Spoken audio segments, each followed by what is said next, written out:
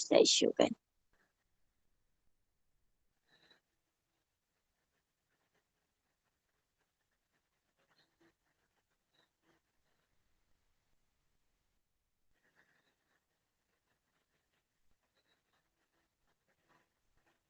Okay, so bab 12 tenaga nuklear. Jadi kita tengok, saya ada masuk sikit lah slide saya yang lama dalam ni sebab saya nak recall balik, ikut-ikutnya awak tak ingat. Waktu awak belajar tingkatan 1, 2, 3 dulu, tenaga nuklear tu apa kan. Okay, tapi mula-mula yang ni dia start dengan 12.1 iaitu penggunaan tenaga nuklear. So kalau kamu tengok dalam textbook kamu tu, muka surat 256, dia fokus kepada kebaikan tenaga nuklear lah kepada manusia. Apa yang tenaga nuklear buat selain daripada dihasilkan bom yang awak tahu yang boleh memusnahkan negara kan, ataupun untuk kegunaan perang, yang itu yang tak bagusnya lah. Tapi selain daripada itu juga sebenarnya tenaga nuklear ini adalah tenaga alternatif yang boleh menjana tenaga elektrik bagi menggantikan atau mengurangkan penggunaan petroleum dan arang batu. Tenaga yang dihasilkan lebih besar dan efisien berbanding dengan sumber tenaga lain. Maksudnya kat sini, tenaga yang dihasilkan ini adalah tenaga yang boleh diperbaharui berbanding dengan kalau kita guna petroleum dengan arang batu. Yang tu tenaga yang tak boleh diperbaharui dan dia boleh mencemarkan alam sekitar kita. Okey, yang ini, tenaga nuklear ni kalau kita dapat hasilkan dia dalam keadaan yang elok, dia tak mencemarkan alam. Cumanya kita kena jaga supaya dia tidak terbebas ke bahagian luar lah sinaran radioaktif yang dihasilkan semasa proses penghasilan tenaga nuklear ni. So sebenarnya dah ada 30 buah negara yang menggunakan tenaga nuklear sebagai tenaga mereka lah untuk jana kuasa elektrik. Contoh memang negara-negara yang besar macam kita selalu tahu, yang kuasa-kuasa nuklear besar lah yang selalu awak dengar dari TV kan. Amerika Syarikat, Rusia, Perancis, Jepun, Korea, yang tak ada dalam buku tu lah. Okey, Slovakia, semualah negara Iran semua kan, Iraq dia memang ada benda ni dan dihasilkan tenaga nuklear ni selain, tapi yang tu macam Iran dengan Iraq tu saya tak pasti adakah dia hasilkan tenaga nuklear untuk tenaga alternatif. Yang dengar lebih kepada apa tu senjata nuklear lah yang tu. Okey, so apa lagi yang tenaga nuklear ni boleh buat? Tenaga nuklear ni dia ada sinaran yang boleh mengayon. Nanti saya akan recall balik sinaran yang boleh mengayon tu supaya awak ingat. So sinaran ini sebenarnya dapat digunakan dengan banyaknya kebaikan dia lah. Boleh digunakan dalam bidang perubatan ni, contoh perubatan. Lepas tu dia ada pertanian dan juga perindustrian. So dia boleh meningkatkan taraf kesihatan dan juga taraf hidup manusia lah. So tenaga nuklear dia membebaskan gas rumah hijau yang sedikit. Dia tak macam petroleum dengan arang batu tadi. Sebab itulah dia tidak mencemarkan alam sekitar macam yang saya cakap tadi. Cuma kita kena jaga jangan bagi sinaran dia tu terbebas keluar. Sebab kalau sinaran dia terbebas keluar itulah yang memberi impak yang tak bagus kepada kita. Tapi macam yang semua orang tahu, memang selain daripada kebaikan dia tu kita tahu sikit saja. Okay, semua orang bila dengar nuklear je kita tahu dia sebenarnya boleh dijadikan sebagai senjata. Bila dijadikan sebagai senjata, dia sangat berbahaya dan kalau disalahgunakan, dia akan memberi impak yang buruk lah kepada manusia. Contohnya, apa yang berlaku di Hiroshima dengan Nagasaki tu, dekat Jepun pada Perang Dunia Kedua tu memang boleh tengok impak dia kat situ. Okey, lepas tu sisa radioaktif yang dihasilkan boleh menjejaskan kesihatan dan mengancam nyawa semua hidupan. Dia ada satu peristiwa dekat stesen jana kuasa elektrik di Rusia, Chernobyl, nama stesen jana kuasa tu. Berlaku letupan di situ yang akhirnya menjadikan kawasan tersebut sama macam impak yang dialami oleh Hiroshima dan juga Nagasaki.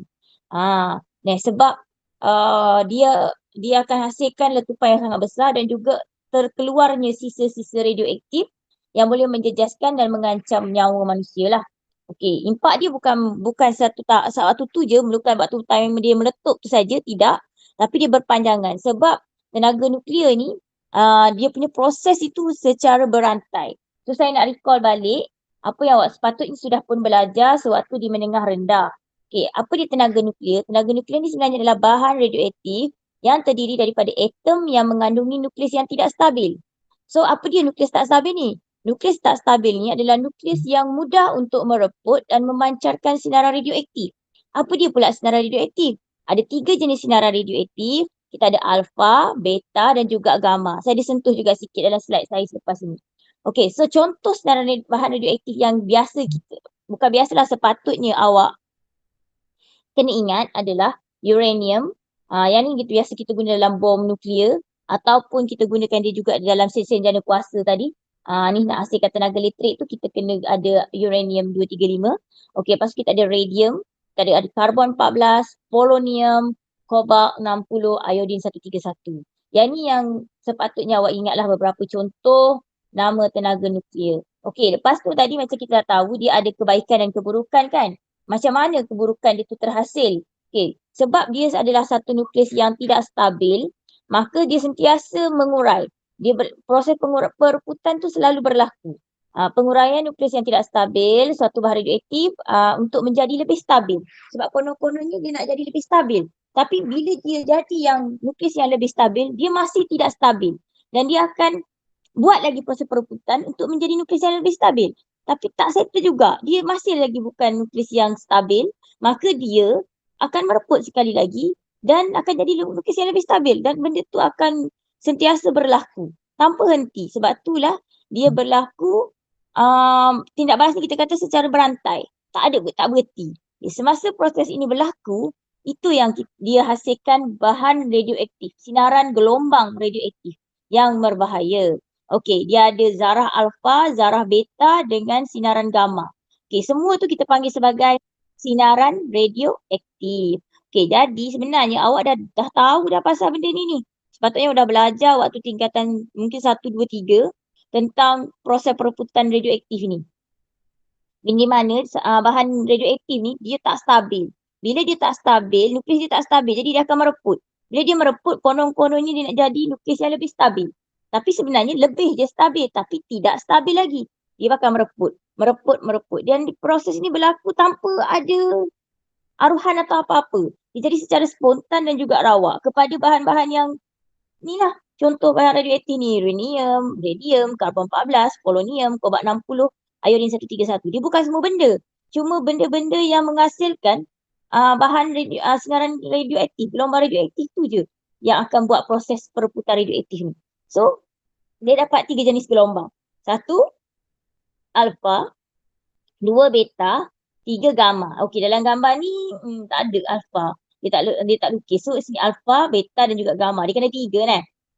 Dia ada 3 bahan radioaktif, 3 gelombang, 3 sinaran radioaktif. Alfa, beta dengan gamma. Okey. Perbandingan antara alfa, beta dan gamma. Sepatutnya awak dah belajar dulu, tak apa. Saya saja nak recall balik sebab topik ni sebenarnya sikit saja. Habis topik ni kita dah habis dah. So, saya sukalah untuk sebab benda ni memang dah ada slide saya tahu daripada tahun lama-lama. Sebab dulu dia silibus tingkatan 4 tahun KBSM. Tapi bila dah naik bila KSSM mungkin awak dah belajar waktu lower form. Ingat lagi ke belajar tingkatan berapa? 1 ke, 2 ke, 3 ke tentang nuklear ni? Sebab saya tak ajar benda ni. Memang sepatutnya saya tak ajar pun, saya tak sentuh pun perbandingan ni. Ni ada gambar ni. Ada gambar ni. Ingat tak? Syahira ke, Alia ke? Tak ada ingat? Dia kata 1 ke, 2 ke, 3 ke?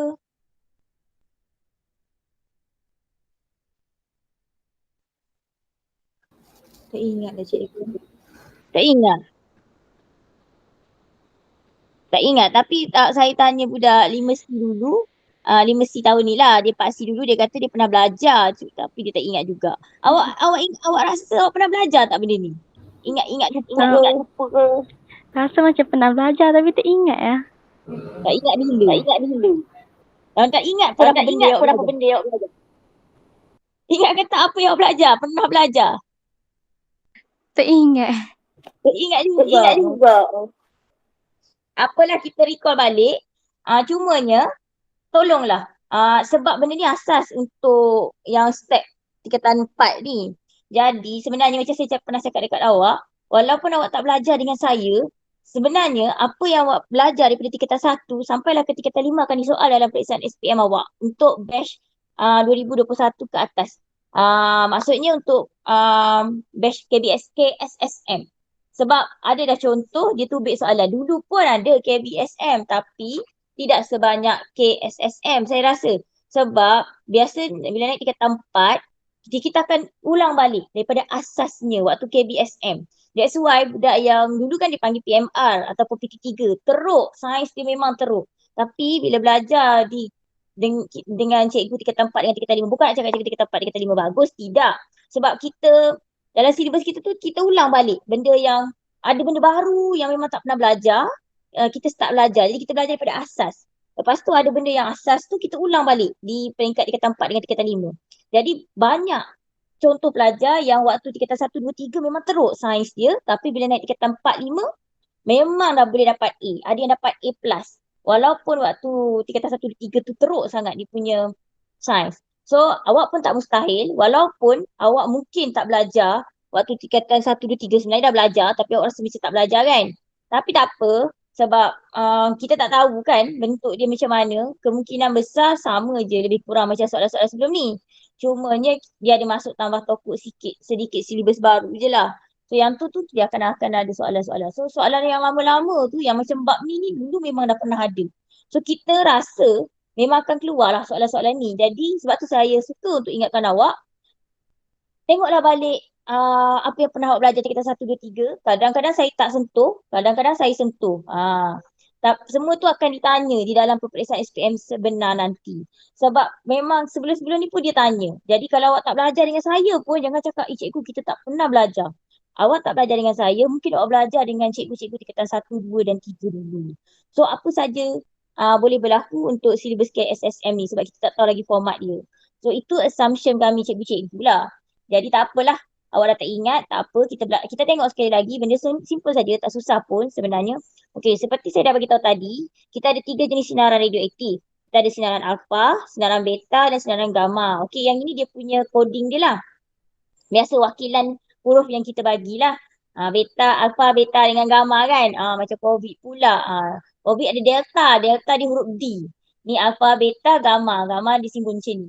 Okey, jadi kat sini, apa yang beza antara alfa, beta dengan gamma ni? Okey, kalau awak tengok, alfa ni adalah dia jenis helium. Maksud helium tu maksud dia ringan lah. Okey, lepas tu kalau sinaran beta, dia adalah elektron. So, yang ini bercas positif. Alfa ni dia bercas positif sebab dia helium. Elektron, kita dah belajar sebelum ni dekat dalam atom kan. Elektron dia bercas negatif. Sebab tu jenis cas dia negatif. Okay, untuk sinaran gamma pula, dia adalah sejenis gelombang elektromagnet. Maka dia tak ada bawa apa-apa cas. Jadi dia adalah neutral. Faham nukleus helium, dia proton saja dia dekat dalam tu, maka dia bercas positif. Lepas tu elektron, sebab dia elektron untuk beta, maka dia negatif. Okay, gamma pula, dia adalah gelombang elektromagnet. Maka dia neutral. Okay, lepas tu kelajuan, dari segi kelajuan, perlahan. Alfa dia jalan slow saja. Okay, sinaran beta dia jalan laju sikit. Tapi sinaran gamma sangat laju. Macam awak buka je mata, sinaran gamma tu terus. Nak bagi tahu lajunya sinaran gamma ni. Dia adalah gelombang elektromagnet. Gelombang elektromagnet ialah yang kita gunakan untuk awak punya internet sekarang. Di satellite, kita guna elektromagnet. Okey, lepas tu gelombang yang kita guna di satelit, dekat dalam telefon kita, itu adalah gelombang elektromagnet. Okey, jadi kelajuan dia sangat laju. Sebab tu macam sangat laju lah. Awak buka mata, awak terus nampak cahaya kan. Macam tu punya laju. Kata dengan elektrik, dia lagi laju. Sebab tu saya selalu bagi contoh dekat pelajar saya, buka je mata nampak cahaya masuk selalu. Maksudnya boleh tengok. Selaju itulah sebenarnya gelombang sinaran gamma ni. Nak bagi tahu lajunya dia. Okey, sinaran beta dia slow sikit. Tapi sinaran alfa lah yang paling perlahan. Okey, untuk kuasa penembusan pula, kuasa penembusan sinaran alfa ni dia paling rendah. Apa ni? Okey, sebelum tu kan, awak tengok sini. Ini maksud kuasa penembusan lah. Ni. Sinaran alfa ni dia paling rendah. Kenapa? Sebab kita boleh halang dia daripada terus tersebar hanya dengan melalui sehelai kertas. Kertas kan nipis je kan. So kita dah boleh stop sinaran itu daripada tembus dia. Maka kuasa penembusan dia paling rendah. Lepas tu kita ada sinaran beta. Sinaran beta ni dia kuat sikit. Dia kuasa penembusan dia tinggi sikit je daripada alfa. Dia tembus kertas. Ni kertas, tembus kertas. Tapi bila kita letak logam aluminium, yang jenis aluminium, dia tak boleh tembus. So ada lagi yang boleh halang dia, iaitu sekeping aluminium. Jadi kita boleh halang sinaran beta. Sinaran alfa memang tak boleh lepas dah. Tadi lagi tak boleh lepas dengan kertas dah. Okay, tapi sinaran yang paling tinggi kuasa penembusannya adalah sinaran gamma. Paling tinggi paling tinggi. Ini tinggi dah. Tapi dapat dihalang dengan sekeping aluminium yang nipis. Ni sinaran gamma ni paling tinggi. Dia hanya dapat dihalang oleh plumbum ataupun konkrit yang tebal. That's why saya lukis gambar. Plumbum tebal. Logam plumbum tebal. Kenapa kelabu? Sebab konon-kononnya kalau konkrit kan simen kan. Simen yang tebal juga. Barulah boleh halang sinaran gamma. Sebab itulah dekat klinik, dekat hospital, kalau ada sinaran X tu, dia ada satu bilik khas dekat dia dan orang tak bagi lalu. Kenapa? Itu sinaran X tau. Sinar X, bukan sinaran radioaktif lagi tau. Itu pun dia boleh tak. Sinar X tu boleh dihalang dengan konkrit jugalah. Tapi dia tidak macam sinaran gamma. Sinaran gamma ni dia kena tebal lagi konkrit kita ni. Okey, jadi biasanya kita tak gunalah konkrit, kalau tidak kita kena buat satu bilik yang sangat tebal dia punya dinding. Jadi kita biasa guna plumbum, tapi plumbum tu pun plumbum yang tebal. Okey, ini adalah kuasa penembusan sinaran radioaktif. Jadi daripada sini kita tahu sinaran yang paling berbahaya adalah sinaran gamma lah. Maksudnya kenapa? Sebab dia hanya boleh dihalang dengan plumbum tebal. Aluminium pun dia tembus. Kita, badan manusia ni ada kulit. Bukannya terdiri daripada, bukan terdiri daripada logam. Jadi sinaran gamma ni mampu untuk tembus. Masuk dekat dalam, masuk dalam kita punya daging.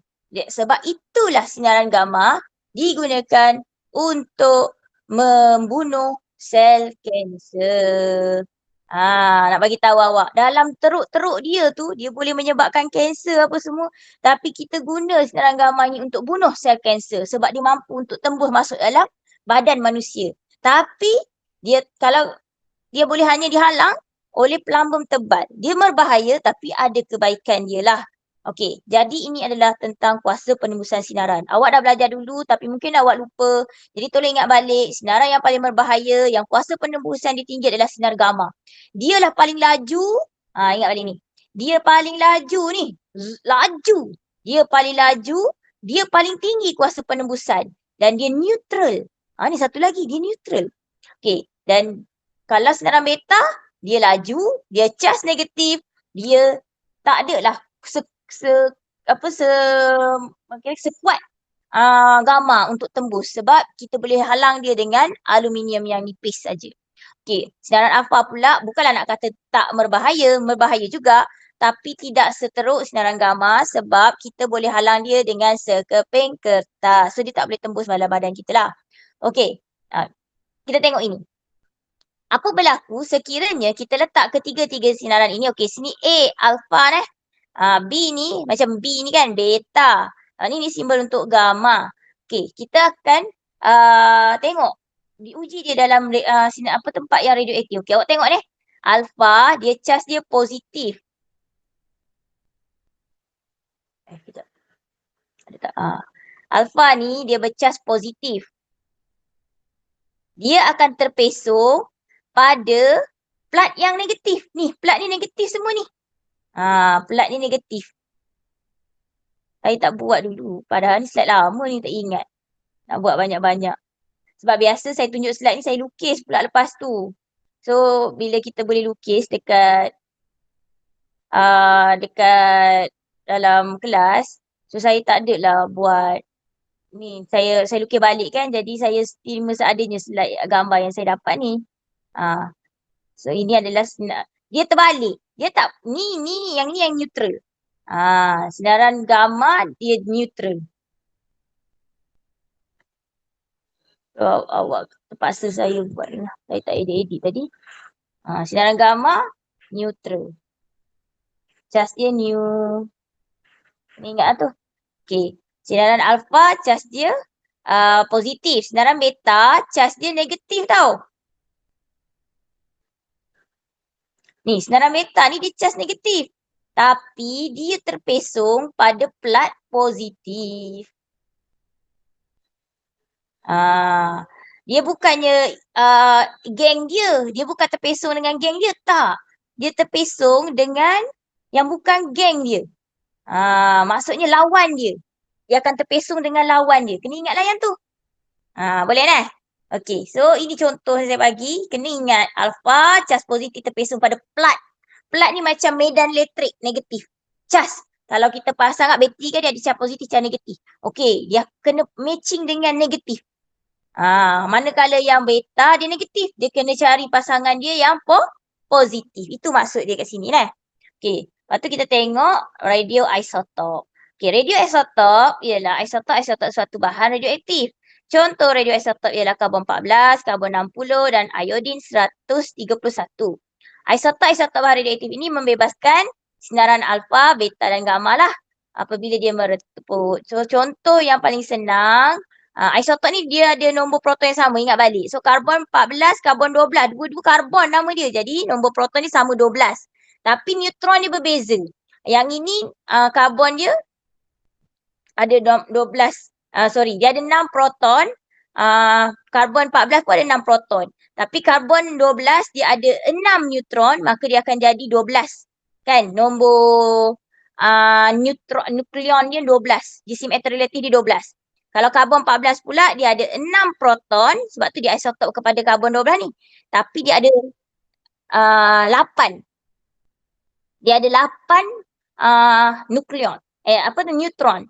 So, bila kita tambah 8 tambah 6 tadi jadi 14. 14 tu apa? Nombor nukleon. Ataupun jisim atom relatif untuk karbon. Kedua-dua ni dia ada proton yang sama, iaitu 6. Kena ingatlah. Saya tambah sikit lah. Awak tak ingat ke apa dia? Kalau contoh kat sini, karbon 12 dengan karbon 14 ni, nombor proton dia adalah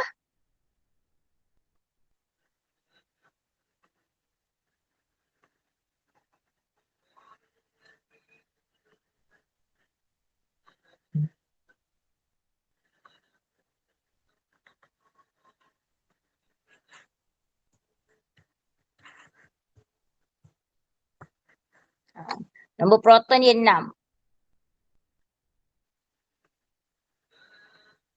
Proton pula lah. Nombor proton 6. Kedua-duanya. Tapi karbon 12 dia ada 6 nombor neutron. Bilangan neutron dia yang tak ada charge tu. Lepas tu karbon 14 dia ada 8. Lepas tu bila kita tambah 8 tambah 6 dapat 14. Ini apa? Ini nombor nukleon. 12 ni apa? 12 ini 6 tambah 6. 6 proton, 6 neutron. Dapat 12. 12 tu apa? Nombor nukleon ataupun jisim atom relatif. Awak belajar dalam bab atom hari tu. Okey, 6 tambah 8. Karbon 6.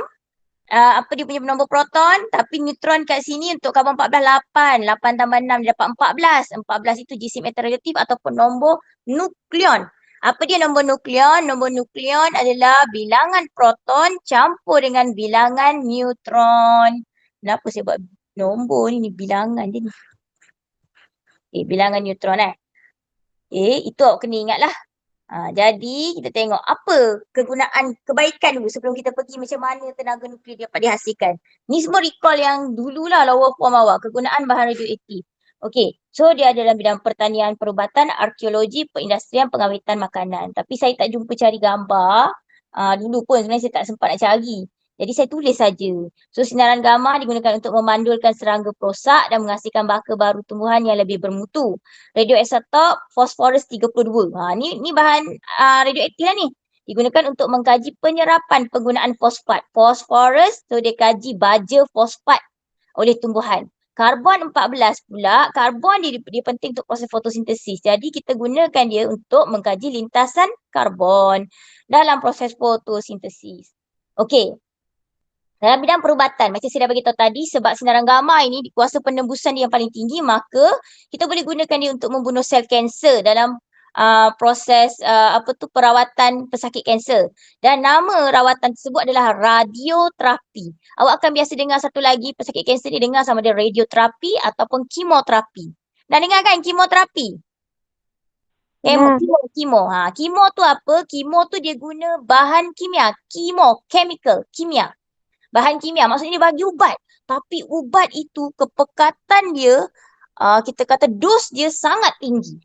Jadi sebab itulah orang yang buat kemoterapi ni, apa tu, rambut dia akan gugur semula. Radioterapi pun samalah. Walaupun dia ubat dia bukan macam ubat kita makan dekat rumah ni, tidak. Ubat dia masuk terus direct ke dalam salur darah. Dia kena buat line terus. Line suku tau. Itu nak bagi tahu, dia bukan makan, dia masuk untuk terus pergi direct dah masuk dalam darah untuk bunuh sel-sel kanser. Okay. Dan masalahnya adalah kesan dia sangat kuat. Jadi sebenarnya setahu saya lah, ramai pesakit kanser meninggal bukan disebabkan oleh kanser tu sendiri, tapi sebab uh, kesan kemoterapi ataupun radioterapi. Badan dia lemah.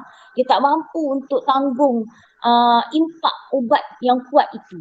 Sebab itulah pesakit kanser kita kena bagi dia motivasi yang tinggi untuk lawan tu. Dia tak boleh lemah. Sebab bila dia lemah, dia tak nak makan, dia tak nak minum, dia tak nak buat apa-apa. Yang itu akan lagi memudaratkan badan dia. Samalah macam COVID-19 ni.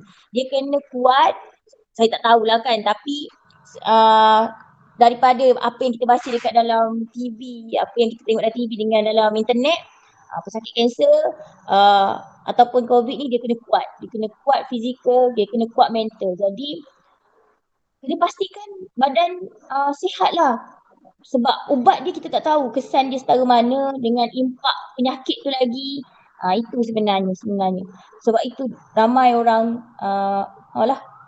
mati, meninggal sakit kanser ni bukan disebabkan oleh kanser tu sendiri, tetapi dalam proses rawatan tu dia tak mampu untuk kuatkan sistem imun dia jadi lemah. Jadi dia susah nak itulah. Tapi kita harap semua orang-orang fighter penyakit ini dapat fight dia orang punya COVID fighter ke ataupun cancer fighter ke. Kita harap dia orang kuatlah untuk lawan penyakit, dan kita juga doa semoga kita dijauhkan daripada terkena tak kisahlah kanser ataupun COVID-19. Yang tu yang kita mampu buat sekarang, kita doa banyak-banyak, kita jaga SOP. Kalau untuk COVID-19 ni kan, kalau untuk kanser, jangan bagi diri awak terdedah dengan ejen-ejen yang boleh menyebabkan penyakit kanser. Jangan makan terlalu banyak makanan yang diproses. Sebab nanti awak tengok ni sinar gamma ni juga akan digunakan dekat dalam pemprosesan makanan. Nanti awak akan tengoklah selepas ni. Sinar gamma digunakan dalam untuk mensteril alat-alat yang digunakan dalam pembedahan. Kita takkanlah awak nak ingat misi ke doktor tu kan, ataupun siapa-siapa tolong basuh satu-satu alat pembedahan ni. Tidak. Alat pembedahan ni kadang-kadang dengan adanya darah orang apa semua kan, bekas-bekas semua tu, takkan nak buang, harga pun mahal. So dia akan cuci, dia akan rendam dulu dekat dalam sabun, lepas tu dia akan sterilize pula sekali lagi dengan sinaran gamma. Dia akan masuklah dalam satu tempat untuk bekas ke apa, dan dia akan pancarkan sinaran gamma. So dia dapat sterilize alat-alat pembedahan itu. Termasuklah udara dalam bilik pembedahan. Sebab kita tak nak semasa pembedahan tu berlaku jangkitan benda lain pula kepada pesakit. Okey. Lepas tu kita ada iodine 131 digunakan untuk mengesan kerosakan kelenjar thyroid. Kelenjar thyroid awak dah tahu ada dekat bahagian leher. So nak guna dia, kita guna iodine 131. Kenapa? Sebab kelenjar thyroid ni sangat peka dengan kehadiran iodine. Okey. Tapi kita tak guna iodine biasa, kita guna iodine 131.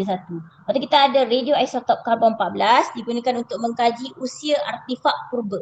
Artifak purba ni macam peninggal lama ke, tulang dinosaur ke, artifak-artifak purba lah. So kita akan pancarkan karbon 14 ni untuk mengkaji dia punya tarikh bila dia wujud. So kita panggil cara itu sebagai pentarihan karbon ataupun pentahrihan radiokarbon. Okey, lepas tu kita ada pula perindustrian. Dalam bidang perindustrian, okey, awak mesti pernah tak terfikir, awak rasa pemotong boleh potong tebal kertas ni dengan senang ke? Nak sama je. Dia ada sebenarnya pembilang gigamala yang di dalam ni kita masukkan sinar beta. Jadi sebab sinar alfa dia boleh tembus kertas, tapi sinar beta dia tak boleh tembus kan. So kita gunakan benda ni untuk check kertas tu tebal dia macam mana. Jadi kita guna. Lepas tu kalau nak check ketebalan plastik, aluminium, besi juga boleh digunakan dengan sinar beta. Okay, kalau kertas alfa pun dah boleh dah sebenarnya.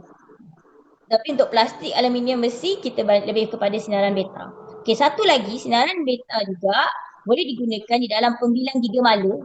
Buku teks awak tak ada pembilang gigamalu. Buku teks tahun dulu, saya pun tak ingat nak ambil tangkap gambar, aku nak cari dalam internet. Pembilang gigamalu ni, kita macam dia ada bekas, kita boleh masuk bahan radioaktif tu dekat dalam dia. Lepas tu kita boleh check kalau ada kebocoran air ke gas ke minyak dekat bawah tanah. Tak ada lah. Dia nampak kadang-kadang air bertakung dekat sini tapi dia tak bocor pun kat sini. Dia bocor tempat lain tapi dia meresap dekat dalam tanah. Jadi kalau kita ada pembilang gigamalu ni, dia boleh detect. Jadi orang tak buang masa gali situ, gali sana apa semua kan. Betul lah dekat sekitar kawasan tu tapi betul-betul dekat mana bocor. Tak boleh nak dapat tahu. Dia akan korek kat besar, lepas tu dia akan tengok, okey kat sini bocor. Tapi kalau kita ada pembilang gigamalu, kita boleh check di mana tempat yang spesifik kebocoran itu berlaku. Itulah sebenarnya. Okay. Tapi ya Malaysia kita tak ada bahan radioaktif sebenarnya. Sebab tu kita tak boleh buat tu. Okey, pengkajian kadar kehausan umbuh. Besi radioaktif digunakan untuk mengkaji kadar kehausan pada umbuh dalam enjin kereta. Kan ada orang tarik nak tengok kehausan umbuh dalam kereta tu kan. Dia guna besi radioaktif lah. Okey, kuantiti besi radioaktif terdapat dalam minyak kelinci boleh dikesan dengan menggunakan alat pengesan. Tapi biasa bukan dalam kereta kita biasa ni lah. Ada kat tempat tertentu je lah. Okey, so next adalah, yang ni sebenarnya tak ada pun dalam syllabus awak. Saya cuma nak awak recall. Saya tak tahu awak dah belajar ke tidak, tapi tak apalah. Okey, pengawetan makanan. Yang ni saya cakap tadi, sinaran gamma digunakan untuk mensteril makanan iaitu membunuh bakteria, kulat ataupun serangga dalam makanan tersebut walaupun makanan tersebut telah dibalut. Contohlah, katakanlah nak bunuh mikroorganisma, takut ada mikroorganisma membiak dekat dalam tin makanan yang mana-mana. So dia akan pancarkan je lah sinaran gamma kepada makanan tersebut. Maka dia boleh membunuh bakteria ke, kulat ke ataupun serangga yang ada dekat dalam makanan tu. Tanpa perlu buka tin tu. Okay. Kalau plastik, tanpa perlu buka plastik tu. Dia dah bungkus siap-siap, boleh pancarkan dengan sinaran gamma untuk bunuh benda tersebut. Okay, lepas tu satu lagi, dia kalau kita pancarkan kepada ubi kentang ataupun sayuran, dia boleh menghalang percambahan ubi kentang dan sayur-sayuran. Maka dia boleh disimpan lebih lama. Macam contoh bawang ke apa kan. Kenapa dia tahan lama? Dia telah pun dipancarkan dengan sinaran radioaktif lah. Jadi dia tak bercambah lah. Kadang-kadang bawang tu hilang macam tu je kan. Tinggal kulit saja. Tu lah sebenarnya. So itu adalah sedikit kebaikan tentang tenaga nuklear. Sebelum kita nak masuk kepada proses penghasilan tenaga nuklear iaitu 12.2. Okay, boleh ke setakat situ? Recall balik sikit apa yang awak dah pernah belajar. Sebab kita belajar tadi awal-awal 12.1 tu tenaga nuklear kan. Penggunaan tenaga nuklear. Tenaga nuklear tu kita tahu dah dia boleh hasilkan tenaga elektrik. Tapi nanti awak akan tengok macam mana lah dia hasilkan tenaga elektrik tu. Tapi kita tahu juga dalam buku tu ada beritahu dia ada kebaikan dengan keburukan. Saya cuma recall balik keburukan dan kebaikan dia tu. Kebaikan yang ada pada tenaga nuklear tu lah. Mana-mana contoh-contoh isotop, radioisotop yang memberi kebaikan kepada manusia.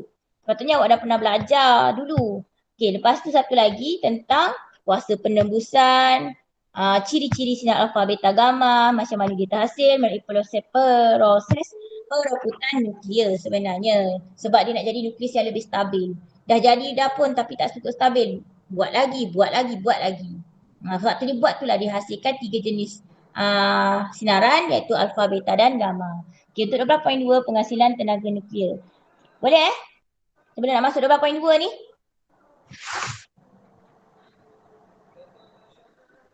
Boleh ke? Okay, so kalau tak ada apa-apa, kita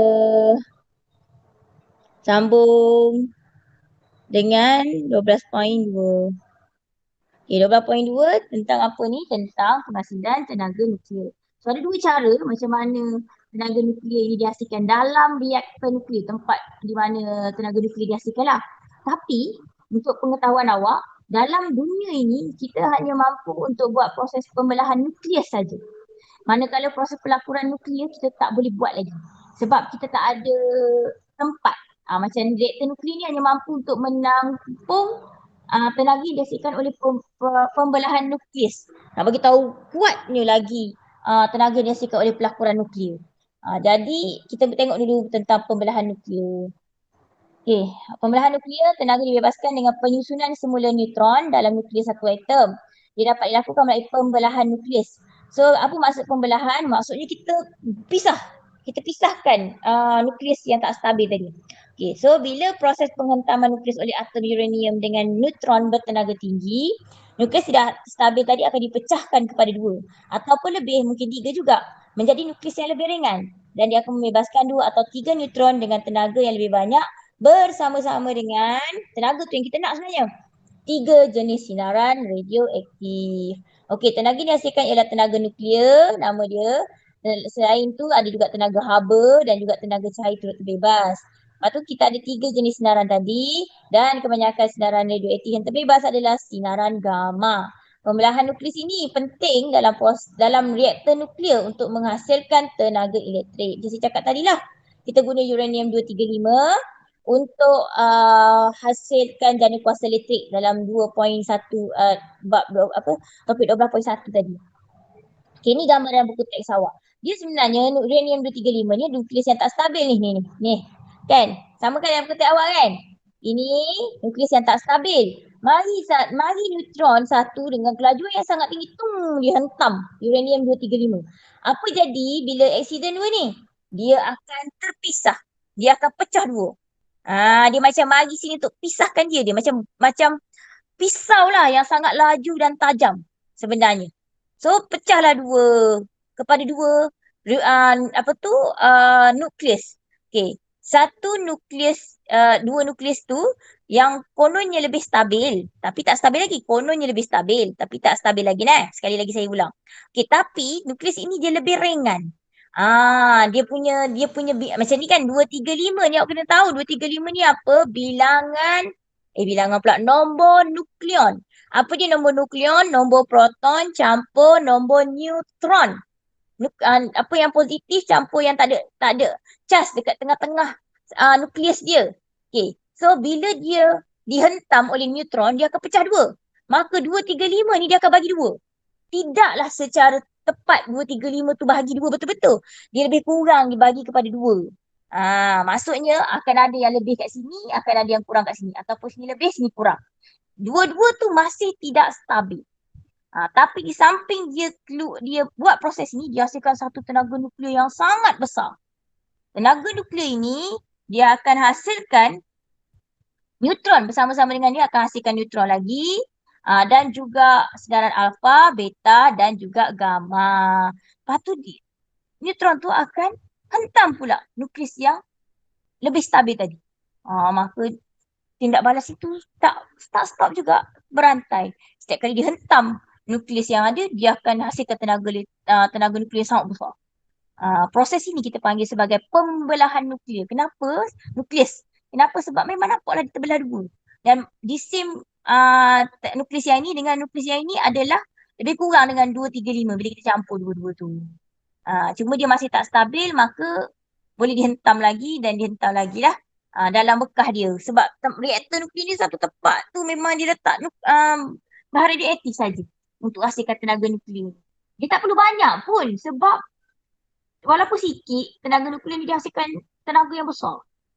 Walaupun sikit bahan radioaktif ni, dia boleh hasilkan tenaga yang sangat besar. Lepas tu dia tak stop. Tindak balas ni tidak stop. Jadi seombong. Jadi dia tak perlu dalam kuantiti yang banyak sebenarnya. Tapi berbahaya lah. Sebab dia keluarkan 3 sinaran iaitu alfa, beta dan juga gamma. Okey, untuk pelakuran nukleus pula, dalam buku teks ada juga. Tapi kali ni pelakuran ni dia langgar. Pelanggaran dia langgar. Tapi dia langgar kali ni dia gabung. Tadi dia langgar, dia pisah. Sebab tu nama dia pembelahan. Dia langgar, dia belah. Nukleus tadi. Yang ini, dia langgar. Tapi yang langgar tu apa? Tadi kan uranium 235 besar tu. 235 jisim dia. Kali ni yang aksiden ni adalah yang kecil-kecil je. Yang ringan. Dua nukleus yang ringan, dia aksiden, dia berlanggar, lepas tu dia gabung. Tadi dia langgar, dia pisah. Nama dia pembelahan. Sekarang dia langgar, dia gabung. Sebab tadi yang besar nak jadi kecil. Yang ini yang kecil. Nak jadi lebih berat, nukleus yang lebih berat dan lebih stabil. Tapi tak stabil jugalah. Sebab dia memang bahan nuklear memang dia tak akan stabil sampai bila-bila. Okay, tenaga yang dihasilkan daripada pelakuran nukleus ni selamat. Kenapa? Sebab dia tidak hasilkan. Ya ada sinar radioaktif terhasil. Tak ada sinar radioaktif yang terhasil. Akibat daripada proses pelakuran nukleus. Itu yang bagusnya. Cumanya sebab tenaga yang dihasilkan itu sangat besar, kita tak ada lagi, kita tak boleh mampu bina satu tempat untuk menampung penghasilan tenaga nuklear yang dihasilkan melalui proses pelakuran nukleus ni. So dalam textbook awak ada muka surat 259. Okey, pelakuran nukleus merupakan satu proses percantuman atau penggabungan dua nukleus radioaktif yang ringan. Tadi 235 tau. Kalau awak ingat, deuterium ni dengan tritium ni sebenarnya adalah isotop hidrogen. Hidrogen ni nombor berapa? Satu je proton dia. Tapi dia ada, kalau deuterium tu maksudnya nukleus dia ada satu. Jadi bila dia campur dia jadi dua. Yang ini proton satu campur dengan dua neutron, maka dia jadi tiga, tritium. Yang ni jadi deuterium. Kalaulah hidrogen biasa, dia tak ada. Dia hanya ada proton saja. Dia tak ada neutron pun. Yang tu dia jadi hidrogen satu saja. Okay. So, ini contoh. Bila dia gabung, bila accident dua ni, orang tadi accident pecah. Ni accident bergabung bersama-sama. Cumanya, penggabungan dia itu menghasilkan nukleus yang baru, yang stabil, iaitu helium. Macam ni. 4. Helium okey, cantik. Dia bukan tak stabil dah. Dia hampir nak stabil dah ni. Lebih besar dan berat. So dia dapat 4 kat sini helium. Kalau awak tengoklah dekat dalam jadual berkala, kita akan dapat helium 4. Lepas tu neutron. Neutron ni lah mari hentam pula. Langgar pula dengan apa semua. Ingat balas tu. So proses ni berlaku pada suhu yang amat tinggi. Jadi itu satu lagi sebab yang kita tak boleh nak buat dia di dunia ni. Di budi. Setakat ni lah di muka bumi ini.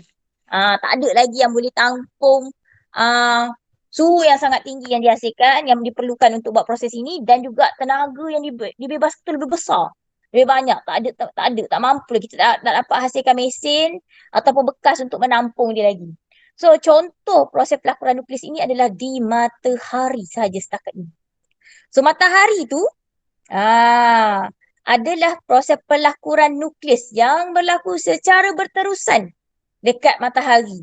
Tapi disebabkan dia tak ada sinaran alfa, beta, gamma yang dibebaskan, maka proses itu selamat dan kita dapat cahaya matahari itu dengan eloknya. Tak ada bagi kesan yang tak bagus kepada kita.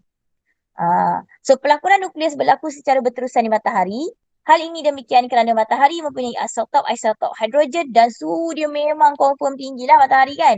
So tenaga yang dibebaskan daripada proses ini merupakan sumber tenaga utama untuk hidupan di bumi.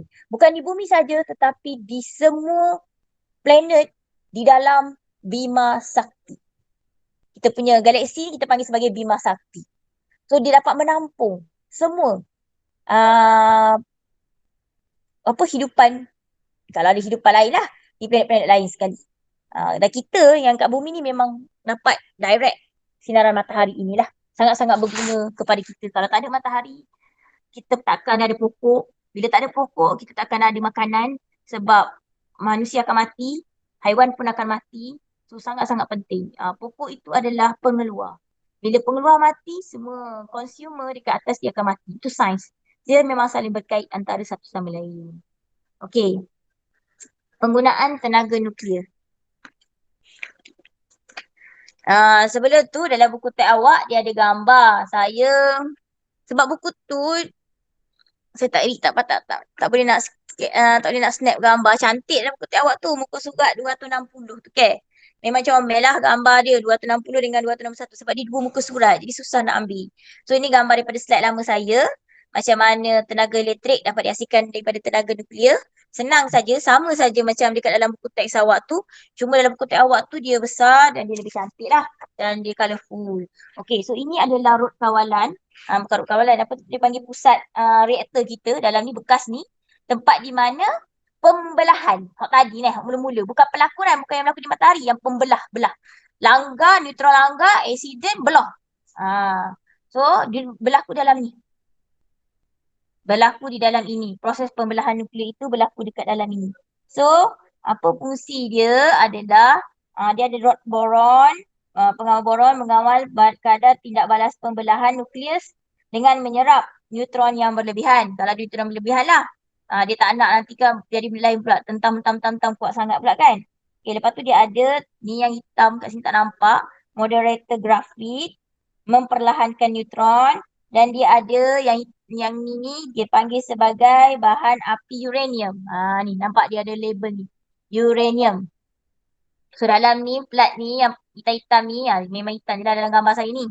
Kalau dalam buku teks awak warna merah, dia adalah uranium. Okay, mana buku teks awak? Boleh juga nak guna buku teks. Saya ada. Baik. Sebab dia berdua muka surat macam tu.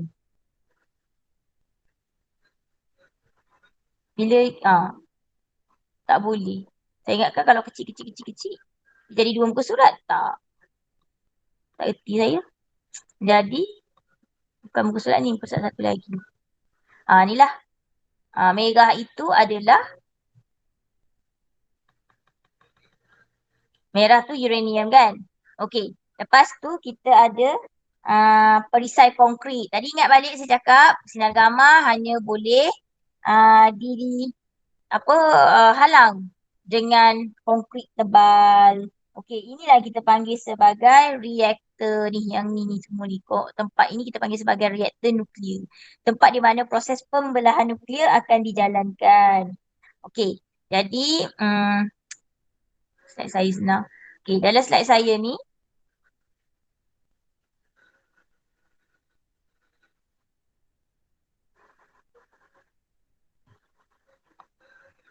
tak boleh buat. Dia lebih kurang je sebenarnya.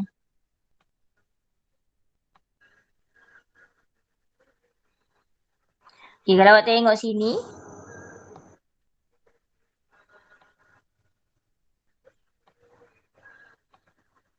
Okay. Ni kan. Bila apa yang berlaku adalah dalam reaktor nuklear ini, ni awak tengok ni, dalam reaktor nuklear ni proses pembelahan nukleus berlaku secara berterusan untuk menghasilkan tenaga nuklear. Dalam ni lah. Okey. Lepas tu tenaga nuklear ni, nampak anak panah ni, dia akan alirkan. Dia akan dialirkan, tenaga nuklear itu akan dia akan dia tak alih lagi. Ni kan dia ada dia ada gas sejuk. Okey, gas sejuk ini dia akan memanaskan, dia akan dialihkan daripada bawah ni. Tu sini ni dia akan panaskan air. Panaskan air yang bertekanan tinggi dalam reaktor. So ada air sebenarnya. Okey, lepas tu dia akan jadi cecair. Bila dia jadi cecair kan, dia gas sejuk, main sini ada air ada tenaga nuklear, so dia berubah menjadi dia panaskan air dan dia berubah jadi air panah. Bila dah dia mendidih, dia akan jadi gas panas. Lalulah kat sini, lalu. Okey, lalu kat sini apa jadi lepas tu? Dia akan masuk dekat dalam ni. Ini kawasan apa ni? Air panas ni dia akan bertekanan tinggi tadi kan, dia akan hasilkan steam lah. So steam ini dia akan sampai dekat sini. Dia akan, ni air juga ni sini. Ni air daripada biasa kan benda ni kita buat dekat tepi pantai, tepi laut, sebab senang. Air tu akan dimasukkan ke dalam ni. So tenaga panas tadi dia akan panaskan. Awak nampak ni kat ni lain. Air kat sini tak masuk, tak bercampur. Ni ada air pula daripada menara penyejukan tu. Air tu kalau awak tengok gambar ni dalam buku teks ni, dia main di sini. Dan dia tak campur pun. Awak nampak? Semua je benda dah suku-suku. Hanya dia main dengan steam je. Bila dia lalu dekat sini, ni lalu kat sini gas panas, ada air lalu sini. Air ni datang ni sejuk ni, biru ni sejuk. Okay, bila lalu kat sini ni gas panas ni kan. Okay, dia akan panaskan air dekat dalam ni. Bila dia panaskan air dalam ni, air ni akan jadi gas, steam. So dia lalu akan dibawa lah ke tempat lain tu kan. Okay, air tadi, gas panas tadi, bila dia lalu dalam ni, ada tempat yang sejuk ni, dia akan jadi sejuk. So dia hantar balik sini. Dia ni yang terlibat secara langsung dengan nuklear ni, uranium 235 ni dengan alpha beta gamma punya sinar radioaktif tu tak akan terkeluar sebab dia suhu. Memang laluan dia asing. Sebab tu bahaya kalau dia bocor. Yang berlaku kebocoran tu lah kita tak nak. Okey. So bila dibawa air tadi kan kita ambil yang ni kan. Dah jadi panas, dia akan jadi wap. Wap ini akan steam lah. Dia bertekanan tinggi dan dia akan hantar ke sampai sini, masuk sini. Dalam buku tengok awak straight lah ni. Dia akan hantar ke turbin. Turbin ini dia ada dynamo dia. So dia akan putar. Dia akan memustarkan turbin tu, dia akan memutarkan dynamo. Dynamo ni dia akan bersambung dengan jana kuasa elektrik. Dia akan tukar. Dynamo tu dia akan pusing laju tenaga magnetik tu dan sekali tukar kepada tenaga elektrik. Bersambunglah dengan pencawang-pencawang elektrik dan dihantar ke rumah.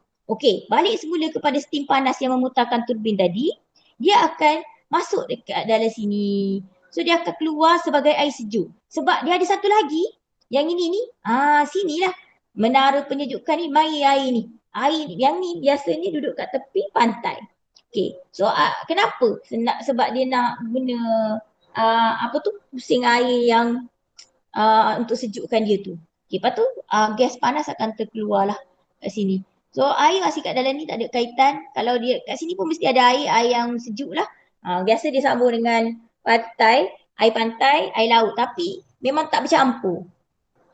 Apa yang berlaku di nama apa Fukushima, saya kata silap saya. Tahun 2011. Awak tengok balik lah betul ke tidak, saya tak ingat nama tempat dia. Berlaku tsunami di pantai Jepun dan dia menghentam satu reaktor nuklear ni lah. Satu reaktor nuklear ni yang ada di Fukushima. Okey, dan reaktor nuklear tu retak. Retak ni. So dia tak tahulah retak dekat mana. Bila dia retak lah kita takut sinaran radioaktif tu terkeluar. Sepatutnya tak terkeluar. Dan bandar tu jadi macam bandar tinggal tau. Tempat tu, kampung tu, bandar saya tak tahu. Dia jadi macam tempat orang tinggal sebab orang takut tentang sinaran radioaktif yang ada ni. Dan tak tahulah bila baru boleh dihuni balik. Kalau ada macam supermarket ke apa semua memang orang tinggal. Tinggal gitu je selepas tsunami melanda dekat situ. Dan kawasan ni telah pun dia beki dah lah. Dia kan orang Jepun dia ada yang kamikaze punya orang kan. Dia dah upah dah baiki dah. Tapi disebabkan sinar radioaktif itu terbebas, maka saya tak silap saya tak tahulah. Selepas 10 tahun dari tu saya tengok dalam YouTube ke dekat dalam mana masih tak ada orang duduk kat situ. Kalau kereta, tempat pameran kereta tu dia tinggal gitu je kereta. Kalau supermarket tu ada makanan-makanan dia tinggal macam tu je. Kawasan tu lah. So itulah sebenarnya. Dan ada sedikit laman sejarah ni. Akro di Idaho, Amerika Syarikat merupakan bandar pertama di dunia yang menggunakan kuasa elektrik yang dijanakan oleh jana kuasa nuklear. Tahun 1955 lagi dia buat benda ni 17 Julai 1955 dengan kuasa yang dijanakan reaktor Borax 3 yang dibina di Makmal National Argonne. So itulah apa sebenarnya yang berlaku dalam proses penjanaan tenaga elektrik daripada tenaga nuklear. Okey. So kalau slide saya ni tak ada dah. Ni kesan penghasilan tenaga nuklear lah. Yang ni biar dulu. Okey.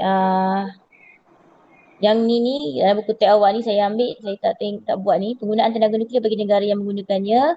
So dia adalah suatu tenaga elektrik yang terbaik lah setakat ini sebab dia tidak mencemarkan alam sekitar dan dia adalah tenaga yang boleh diperbaharui. Cuma kita kena berhati-hati supaya tidak berlaku kebocoran ataupun tiba-tiba letupan lah. Kalau letupan tu boleh tengok pasal tragedi Chernobyl di Rusia. Saya tak ingat tahun berapa. Memang tempat pusat reaktor nuklear untuk jana kuasa elektrik lah sebenarnya. Tapi jadi benda lain kan. Okay, kebanyakan negara menggunakan tenaga nuklear kurang sumber tenaga lain seperti arang batu dan petroleum. Kita tak buat sebab kita ada kaya dengan arang batu dan petroleum. Biasa negara-negara yang tak ada arang batu dan petroleum lah yang akan memilih untuk menggunakan tenaga nuklear sebagai tenaga elektrik. Tetapi dia kena pastikan dia ada sumber tenaga nuklear. Okey, kos yang amat tinggi diperlukan jika mereka mengimport sumber tenaga ini daripada negara lain. Jadi dia akan gunakan tenaga nuklear dah sebagai tenaga elektrik. Okay, keluasan negara yang besar serta kepadatan penduduk yang tinggi. Contoh China. China memang guna jugalah. Kuasa dan tenaga dihasilkan oleh tenaga nuklear cukup besar sehingga mampu untuk menjana tenaga elektrik di seluruh negara itu. Sebab negara terlalu luas, penduduk dia terlalu ramai. Okay, lepas tu dia ada sumber pendapatan negara juga.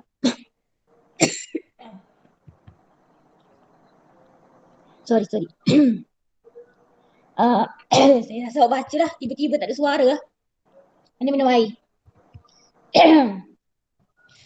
Sedap air liur. Awak baca sendiri dah ni, yang ni tak ada apa-apa dah ni. Sumber pendapatan negara memainkan peranan dah. Kalau dia tak ada duit, macam mana dia nak dapat kan? Dan dia juga boleh menghasilkan tenaga elektrik tu untuk keperluan negara dan bekalkan kepada negara lain lah. Jadi dia dapat duit juga dari situ. Okay, tenaga yang canggih memang kena ada teknologi yang canggih lah sebenarnya. Bukan tenaga yang canggih, teknologi yang canggih. So Malaysia tak sampai dekat situ lagi. Biasa negara yang canggih lah yang terlibat. Sebab tu kita sebut tadi, awal-awal tadi kita ada Rusia, Jepun, China, mana lagi? Apa tu? Tak ingat lah. Buku teks awak tu muka surat 256 tu kan.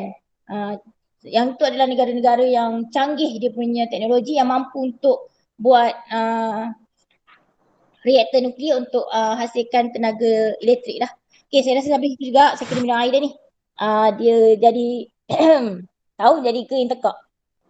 Okay, kelas. Ada nak tanya ke? Tak ada je. Ada beres ke semua? So, mungkin hari esok lah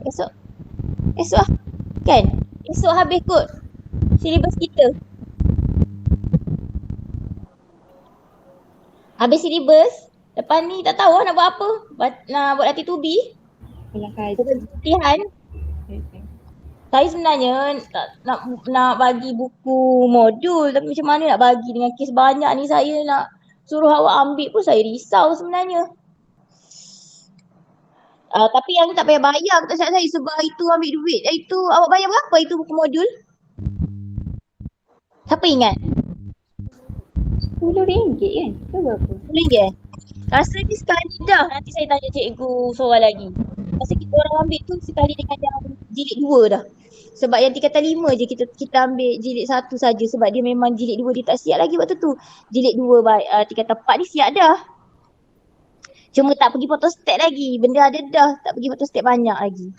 Sekarang ni distribution nak bagi macam mana. Awak kalau letak dekat sekolah tak pergi ambil. Berapa kerat sangat pergi ambil.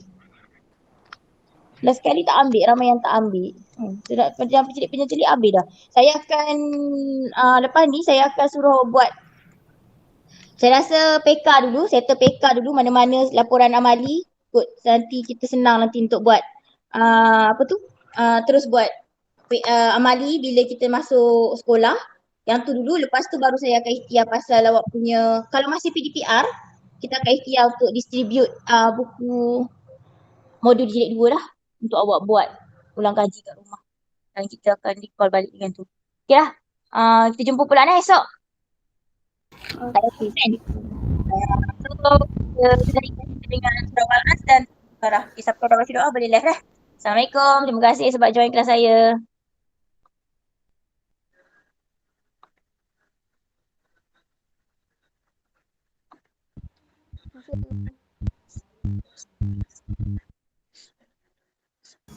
Terima kasih cikgu. Sama.